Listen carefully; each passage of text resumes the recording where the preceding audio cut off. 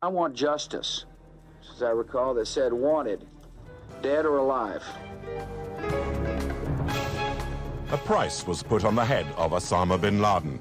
That was the day after the terrorist attacks of September the 11th, 2001. Today, the head of Al-Qaeda is still not in American hands. To understand how the most wanted man on the planet managed to slip through the net, we decided to retrace his path. Jalalabad, Afghanistan. For many years, this city of 1 million people was the bastion of Al-Qaeda, Osama bin Laden's organization.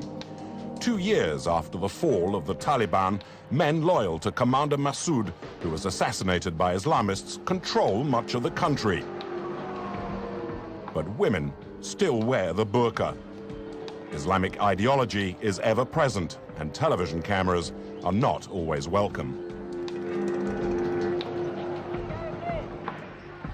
This is where Osama bin Laden was seen for the last time. A month after the 9/11 attacks, he gathered the heads of the Afghan tribes to urge them to resist American attacks. Bin Laden had set up one of his biggest training camps in Jalalabad. Today, the camp is used as a base by the Afghan army. We have permission to film.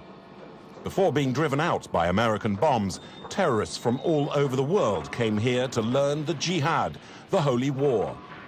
This is where French fighters like Jamel Loiseau or Brahim Yadel were trained.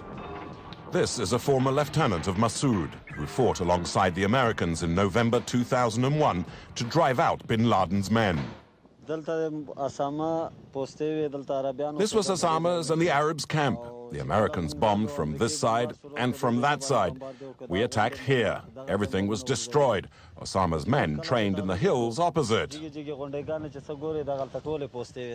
The training camp was the pride of Al-Qaeda, which loved to put out propaganda images. At the time, bin Laden appeared with his general staff and his close guard.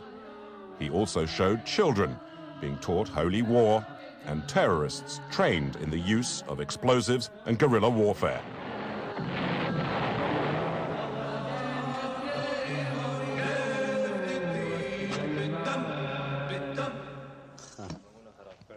Two years after bin Laden fled, only a few remnants of that period remain.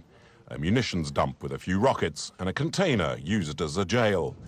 You can still read, written in Egyptian Arabic, "Don't worry, we love the color of blood." Bin Laden often met with his men on this terrace opposite the lake. It might have been here that the attack on the World Trade Center was planned.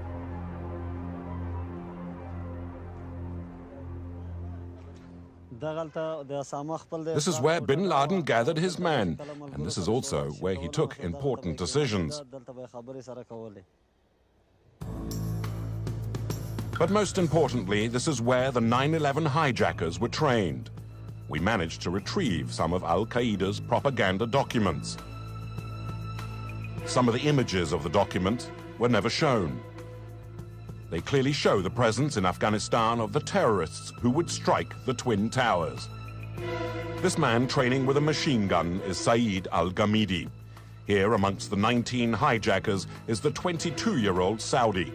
He was aboard the United Airlines flight that crashed in Pennsylvania.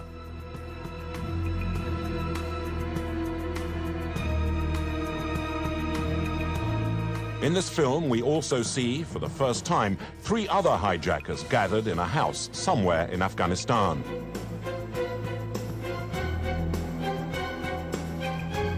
These 3 men were aboard the planes that crashed on American soil. Hamza al-Ghamidi, 25, was in the Boeing which crashed into the South Tower.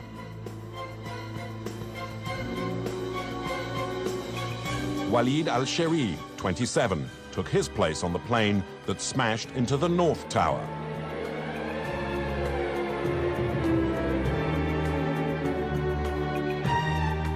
Ahmed al-Nami, 23, was aboard the plane that crashed in Pennsylvania. A recorded voice explains that all the hijackers have gathered in this house to prepare for the attacks of 9/11. Their aim was to destroy America, the tyrant of modern times. These men were not 19 military powers, they were just 19 fighters.